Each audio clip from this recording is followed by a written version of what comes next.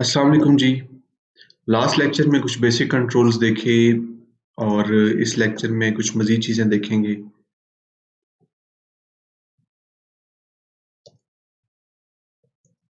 तो एक एप्लीकेशन बनाते हैं जिसका नाम बेसिक कंट्रोल्स 2 मैं रख रहा हूँ। टेक्स्ट बॉक्स हमने देखा था और बटन भी देखा। इसके अलावा कुछ प्रॉपर्टीज़, लोकेशन और साइज़ कैसे चेंज करते हैं किसी कंट्रोल का, ये चीज़ें देखी। तो आज कुछ मज़ीद कंट्रोल्स देखेंगे, कुछ मज़ीद प्रॉपर्टीज़ और जो इवेंट्स हैं उनको हम ज़रा कवर करेंगे। तो टूल बॉक्स में आते हैं और यहाँ से एक बटन जो कि एक बेसिक कंट्रोल है और तकरीबन हर फॉर्म के अंदर इस्तेमाल होता है, उसको हम ड्रैग करके ड्रॉप कर देते हैं। इसके बाद बटन के बाद आप देख सकते हैं कि चेक बॉक्स का आपके पास कंट्रोल है। इसको भी ड्रैग करके मैं यहाँ ड्रॉप कर देता हूँ। अब चेक बॉक्स किस काम के लिए इस्तेमाल होता है? आप अक्सर यूजर से डाटा लेते हैं और उसको उसके पास एक चेक बॉक्स की तरह की ऑप्शंस होती हैं, इनको वो चेक कर सकता है। अक्सर आपने देखा है कि जब कोई कस्टमर या कोई यूजर फॉर्म फिल करता है तो सबसे नीचे लिखा होता है कि आपने you agree with the terms and conditions. तो टर्म्स एंड कंडीशंस के लिए अक्सर जो है वो चेक बॉक्स होता है। जब तक वो चेक बॉक्स चेक नहीं होता तो यूजर उस फॉर्म को सबमिट नहीं कर सकता। तो इन चीज़ों को भी देखेंगे कि कैसे आप किसी कंट्रोल की बेस पे दूसरे कंट्रोल्स को डिसेबल कर सकते हैं। इन चीज़ों को भी देखेंगे। वैलिडेशन कैसे होती है, ये भी चीज़ें जो है वो थोड़ी सी कवर की जाएंगी आज। तो चेक बॉक्स को ड्रॉप किया और अच्छा, चेक बॉक्स के साथ कंपैरिजन में हमारे पास अक्सर रेडियो बटन भी होता है।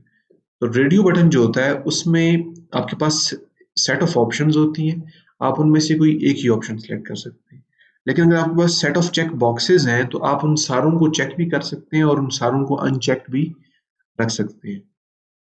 तो खैर, हमने एक चेक बॉक्स वन को ड्रैग और ड्रॉप किया और इस बटन पे जब हम क्लिक करें तो हम चाहते हैं कि वो बताए कि चेक बॉक्स वन जो है वो चेक्ड है या नहीं। तो हम इस पे डबल क्लिक करके इसके क्लिक इवेंट पे जाते हैं और यहाँ कंडीशन यकीनन लगानी पड़ेगी कि चेक बॉक्स वन जो है वो चेक्ड है या नहीं। अब अगर देखें कि चेक बॉक्स डॉट चेक्ड एक प्रॉपर्टी है जो सेट और गेट हो सकती है और अगर आप इसको गेट कर रहे हैं तो इसकी रिटर्न टाइप क्या है? बूल। इसका मतलब है ये ट्रू या फॉल्स रिटर्न करेगी। तो अगर मैं डॉट चेक सिर्फ लिख देता हूँ, इसका मतलब है कि मैं गेट कर रहा हूँ इसकी प्रॉपर्टी और ये ट्रू उसी केस में रिटर्न करेगी जब ये चेक्ड होगी, मतलब इस टिक पे यूजर ने क्लिक किया होगा। तो मैं इस कंडीशन के अंदर मैसेज बॉक्स के अंदर बता देता हूँ कि ये चेक्ड है और अगर नहीं है तो else message box dot show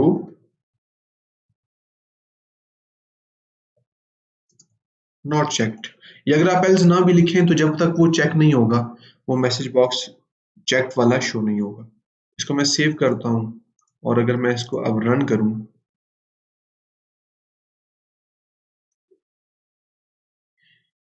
तो इसके बगैर चेक करते हैं तो नॉट चेक्ड। अब करते हैं तो इट इज चेक्ड।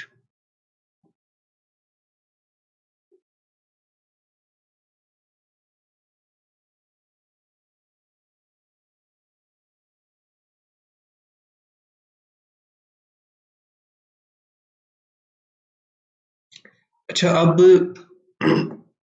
अगर मैं ये चाहता हूं कि जो चेक बॉक्स है इसको मैं डिसेबल करना चाहता हूं किसी कंडीशन की बेस पे। चलें एक काम करते हैं कि टूल बॉक्स में से एक टेक्स्ट बॉक्स को ड्रैग करके इधर ड्रॉप करते हैं। इसको मल्टी लाइन कर देते हैं ताकि मैं इसका साइज जो है वो थोड़ा बड़ा कर सकूं। और मैं ये चाहता हूं कि लेट से एक एडमिशन फॉर्म है और वहां स्टूडेंट अपनी एज एंटर करता है इस टेक्स्ट बॉक्स के अंदर और यहाँ लिख भी देते हैं जी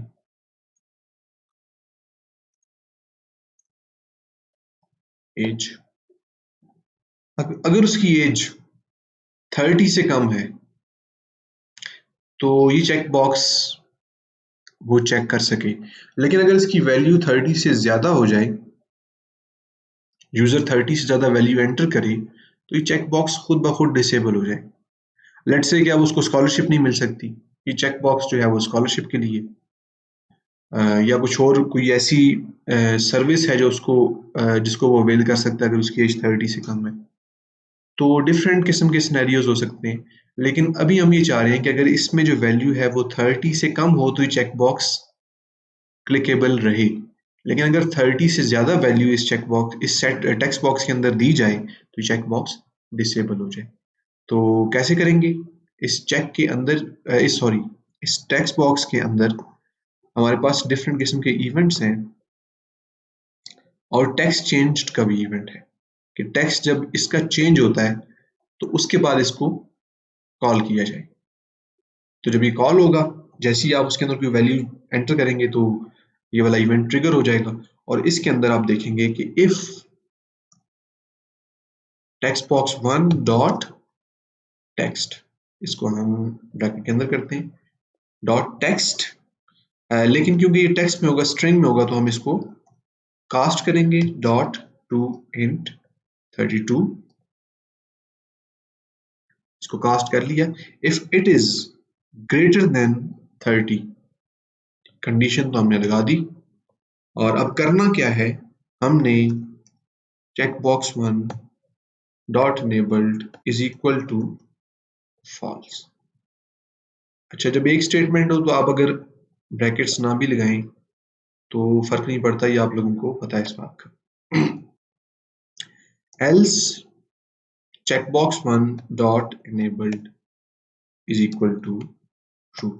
अब लेट्स से कि पहले तो उसने गलती से 35 लिख दिया था, लेकिन वो फौरन इसको ठीक करता है और 25 लिख देता है, तो फिर उसको हमने इनेबल भी करना है। सेव करते हैं और इसको स्टार्ट करते हैं। तो देखिए, मैं जैसे यहाँ वैल्यू अगर 23 करता हूँ तो कोई फर्क नहीं पड़ रहा, लेकिन जैसी 234 होगी तो वो चेक बॉक्स डिसेबल हो जाएगा। लेकिन जैसे ही मैं इसको दोबारा 23 करता हूँ तो वो इनेबल हो गया। इसी तरह जैसे 45 किया। अच्छा, अब एक चीज यहाँ देखें कि सिस्टम डॉट फॉर्मेट एक्सेप्शन। अब रीजन ये है कि जैसे ही टेक्स्ट बॉक्स के अंदर जो टेक्स्ट था वो एम्प्टी हुआ, तो उसको हम int 32 में कन्वर्ट नहीं कर सके, तो उसने हमें एक्सेप्शन दे दी। अब एक्सेप्शंस को कैसे हैंडल करते हैं इस चीज को तो हम बाद में देखेंगे, लेकिन फॉर द टाइम बीइंग, क्योंकि अभी हम एक्सेप्शन हैंडलिंग नहीं कर रहे, तो यहाँ एक चेक लगा देते हैं कि if text box 1 dot text not is equal to empty. अगर वो एम्प्टी नहीं है तो बाकी काम सारे तब करने हैं, वरना उसको वैसे ही रहने दो। अब अगर इसको स्टार्ट करें और इसमें कोई वैल्यू लिखता हूँ 34, तो वो डिसेबल हो गया। अब देखिए एम्प्टी पे भी वो कुछ नहीं कर रहा, क्योंकि एम्प्टी पे वो ट्रिगर ही नहीं हो रहा। 23 पे वो इनेबल रहेगा, लेकिन जैसे ही 56 होगी तो चेक बॉक्स डिसेबल हो जाएगा। 45 ठीक हो गया जी। तो कैसे हम इसको चेक करते हैं और कैसे इसको डिसेबल करते हैं, ये हमने चीजें देखी। जब वो चेक्ड होता है तो हम बता देते हैं कि चेक्ड है, तो यही चीज जो होती है वो चेक बॉक्स के को इस तरह से इस्तेमाल किया जाता है। अब इसके अलावा अगर आप टूल बॉक्स में आए, अब अगर वो चेक्ड है और उसकी बेस पे आपने कोई डिसीजन लेना है, तो मेरे ख्याल से आप आसानी से इस कंडीशन के अंदर कुछ भी करना चाहें तो वो कर सकते हैं। और लेट्स से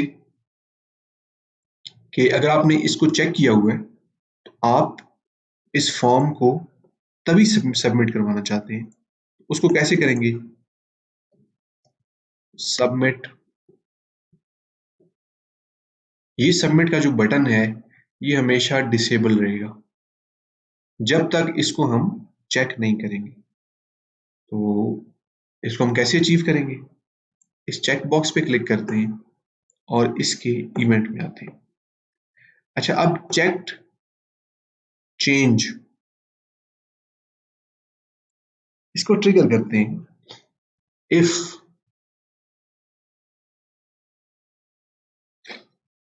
चेकबॉक्स मन डॉट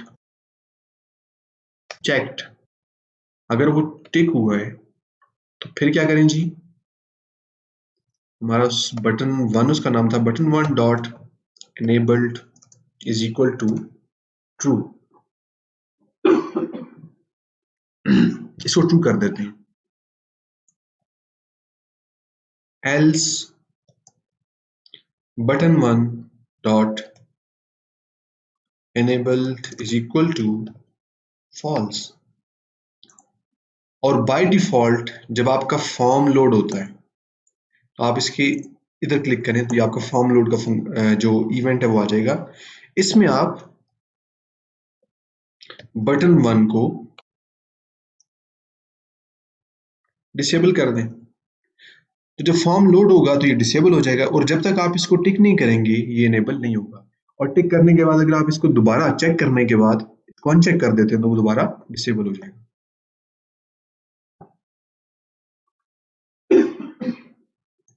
तो स्टार्ट करते हैं, तो देखिए वो डिसेबल है। जैसे ही मैंने इसको चेक किया वो इनेबल हो गया, और जैसे ही मैं इसको अनचेक करता हूं तो वो दोबारा डिसेबल हो गया। तो इस तरह आप चेक बॉक्स की बेस पे मुख्तलिफ कंट्रोल्स को कंट्रोल कर सकते हैं, उनका बिहेवियर। अच्छा जी, इसके बाद अब कुछ मजीद चीजें देखेंगे। चेक बॉक्स को हमने देख लिया। अगर हम आते हैं टूल बॉक्स में तो देखें चेक बॉक्स के नीचे हमारे पास है चेक लिस्ट बॉक्स। इसको ड्रैग करते हैं, ड्रॉप करते हैं, साइज आप इसका इस तरह एक्सटेंड कर सकते हैं। और इसमें मजे की बात यह कि आप आइटम्स पहले से डाल सकते हैं। इसे कहते हैं कलेक्शन। तो कलेक्शन एडिटर के अंदर आप बुक डालें, टेबल, कुछ भी जो आप एंटर करना चाहें। हमने जिस तरह 4 वैल्यूज एंटर कर दी और इसको इस तरह हमने इधर रख दी। अब अगर मैं ये चाहता हूं कि मैं ये चेक करना चाहूं कि कौन कौन सी चीजें इसमें से सिलेक्टेड हैं, तो इसी बटन के अगेंस्ट कर लेते हैं, उनको हम मैसेज बॉक्स में डिस्प्ले करवा देते हैं।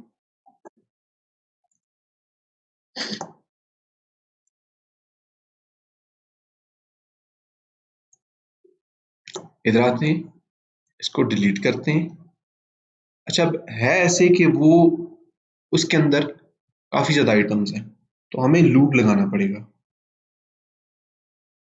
फॉर ईच का लूप एक बड़ा बेहतरीन लूप है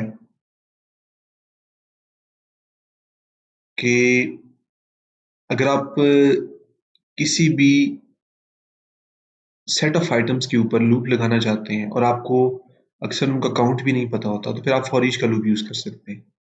फॉर ईच,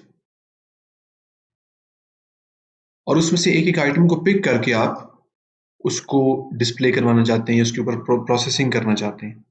तो अभी हम करना किस पे चाहते हैं, हम करना चाहते हैं जी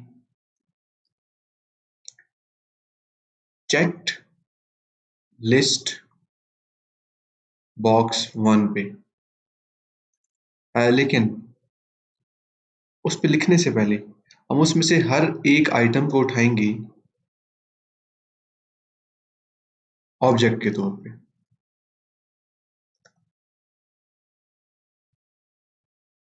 डॉट चेक्ड आइटम्स। अब आप देखें चेक लिस्ट बॉक्स वन जो हमारे पास है उसमें से जितने भी चेक्ड आइटम्स हैं अब वो हमारे पास आ गए, और उनको हम किस में कर रहे हैं, हर आइटम को ऑब्जेक्ट के अंदर वन बाय वन कॉपी कर रहे हैं। और फॉर ईच में हमारे पास ऑब्जेक्ट के अंदर ओबीजे के अंदर एक आइटम आ जाएगा। जब उसके ऊपर प्रोसेसिंग हो जाएगी या लूप की आइटरेशन खत्म होगी तो उसके बाद नेक्स्ट चेक्ड आइटम हमारे पास आ जाएगा। तो इस तरह हम हर चेक्ड आइटम को एक्सेस कर सकते हैं। तो message box dot show obj dot to string, तो स्ट्रिंग में कन्वर्ट किया और उसको डिस्प्ले करवा दिया। ऑब्जेक्ट वैसे भी एक जनरल क्लास है सिस्टम के अंदर, तो आप किसी भी डिफरेंट किसी भी ऑब्जेक्ट को इस ऑब्जेक्ट के अंदर कॉपी कर सकते हैं। और लेकिन सिर्फ उसकी वैल्यू की बेस पे फिर आपको थोड़ी कास्टिंग वगैरह करनी पड़ती है। लेकिन जो ऑब्जेक्ट है इसके अंदर आप किसी भी क्लास के की वैल्यू को कॉपी कर सकते हैं। इसके बाद हम इसको अगर स्टार्ट करें तो इसको पहले हमें टिक करना पड़ेगा ताकि ये इनेबल हो जाए, और इसके बाद इसको मैं टिक करता हूँ और सबमिट करता हूँ। देखें बुक, ओके और ख़त्म। अगर मैं दो आइटम्स चेक कर देता हूँ तो सबमिट किया बुक, उसके बाद दूसरा आइटम आएगा टेबल और फिर ओके। तो जितने आइटम्स हमारे पास यहाँ चेक्ड होंगे उतनी दफ़ा लूप चलेगा। अब मैं सबमिट कर रहा हूँ लेकिन कोई मैसेज बॉक्स नहीं आ रहा है, इसका मतलब है कि फॉर ईच के अंदर एक भी आइटरेशन नहीं चल रही क्योंकि चेक्ड आइटम्स कोई है ही नहीं। और जितने चेक्ड आइटम्स हमारे पास इधर होंगे उतनी दफ़ा फॉर ईच का loop, book, table, computer, LCD. तो इस तरह चलता है जी चेक लिस्ट आइटम्स का कंट्रोल। इसके डिज़ाइन पे आए तो ये आप देख सकते हैं कि कैसे फॉर ईच के लूप के थ्रू हमने उसके चेक्ड आइटम्स जो हैं वो उनको एक्सेस कर लिया। अगर आपने सिर्फ ये बताना है कि चेक लिस्ट बॉक्स के अंदर कितने आइटम्स हैं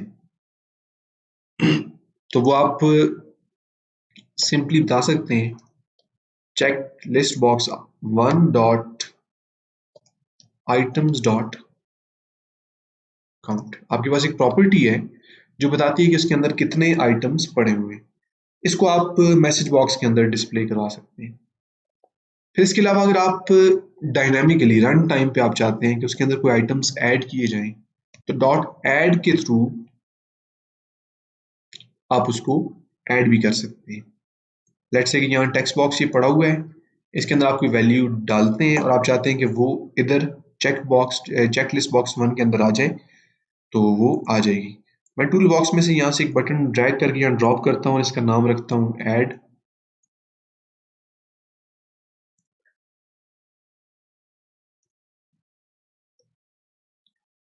और मैं चाहता हूँ कि जब ऐड पे क्लिक करूँ तो वो उसके अंदर ऐड हो जाए। मैं क्या करूँगा, checked list box one dot items dot add, और ऐड के अंदर जो डाटा है वो कहाँ से आएगा, वो आएगा जी text box one dot text से। सेव करता हूँ और इसके डिज़ाइन पे आता हूँ। सब कुछ ठीक है, इसको मैं स्टार्ट करता हूँ। अच्छा अभी देखना पड़ेगा कि हमारे पास, अच्छा हमने यहाँ जो किया था इसको मैं यहाँ से डिलीट कर देता हूँ। अब मैं इसको स्टार्ट करता हूँ और यहाँ लिखता हूँ जी लैपटॉप। अच्छा अब मसला क्या आ गया, अब जो टेक्स्ट बॉक्स चेंज का था उसके अंदर मैंने टेक्स्ट वाली हैंडलिंग नहीं की हुई थी क्योंकि वो मैं सिर्फ इंटीजर्स पे चेक कर रहा था, और अब ये वाली कंडीशन तो फॉल्स हो गई।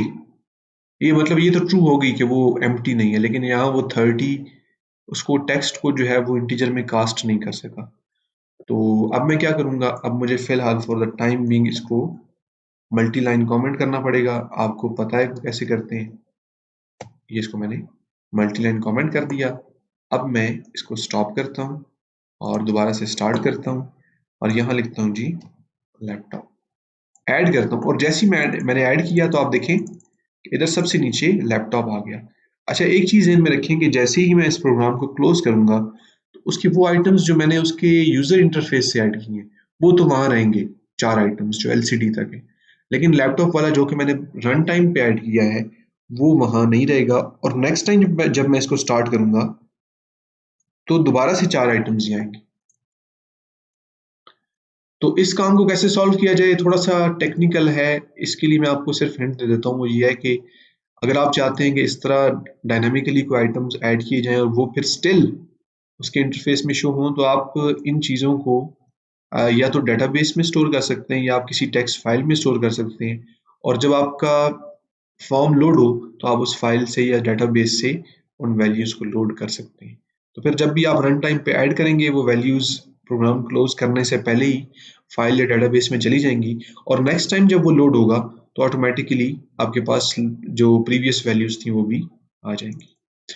तो अभी आपने देखा कि कैसे मैंने डायनामिकली फॉर्म के अंदर चेकलिस्ट बॉक्स के अंदर आइटम्स को मैं ऐड कर सकता हूं।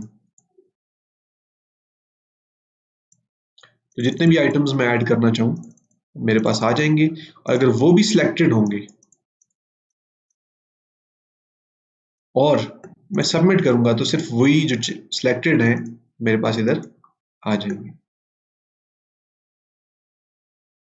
तो इस तरह चेकलिस्ट बॉक्स को जो है वो हम इस्तेमाल कर सकते हैं।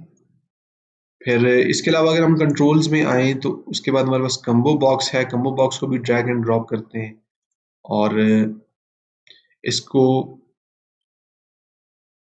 एडिट आइटम्स में जाके इसी तरह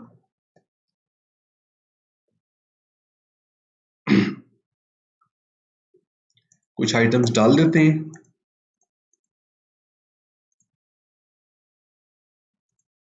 और अब इसको देखते हैं कि ये कैसे काम करता है। अगर मैं इस के लिए एक और बटन यहाँ लेके आ जाऊं जो मुझे सिर्फ ये बता दे कि कौन सा सिलेक्टेड आइटम है इस कम्बो बॉक्स में। अब ये combo box exactly radio button की तरह काम करता है, लेकिन रेडियो बटन क्या होता है कि वो काफ़ी ज़्यादा स्पेस ले लेता है, जो कि आपको पता है कि 5 वैल्यूज़ अगर आपने दी हुई हैं तो वो स्पेस तो लेंगी और हर वक्त वो 5 वैल्यूज़ यूज़र को नज़र आएंगी। लेकिन कम्बो बॉक्स का फ़ायदा ये है कि इसमें आप 5 वैल्यूज़ या 50 वैल्यूज़ डालें, स्पेस सिर्फ एक इनपुट बॉक्स ही लेता है। लेकिन जब आप इस पर क्लिक करते हैं तो सारी वैल्यूज़ आपको नज़र आती हैं। आप एक वैल्यू सेलेक्ट करते हैं, दोबारा फिर वो क्लोज हो जाता है और आप मतलब आसानी से अपना काम भी कर लेते हैं। तो स्पेस के हिसाब से बड़ा एफिशिएंट है, बड़ा बेहतरीन है। अब मैं इस बटन 3 पे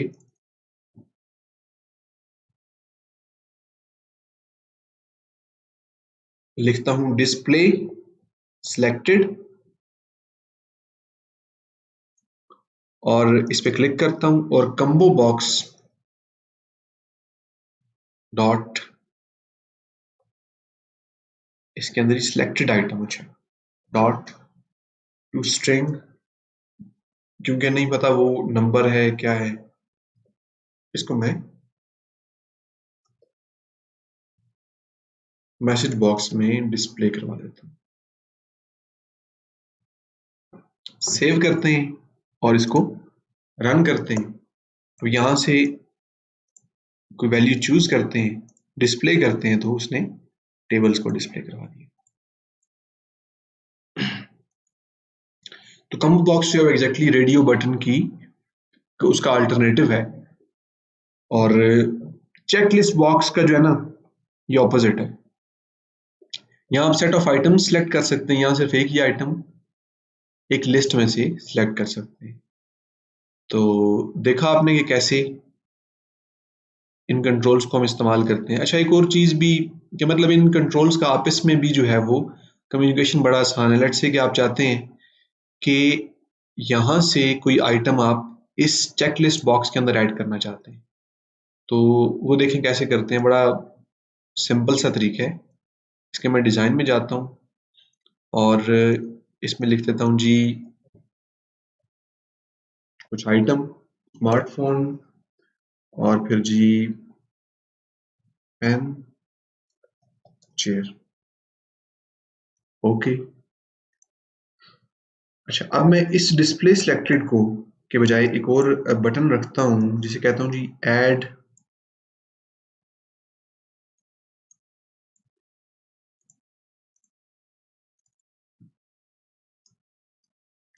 टू लिस्ट। जब मैं इस पे क्लिक करूं तो जो सिलेक्टेड आइटम है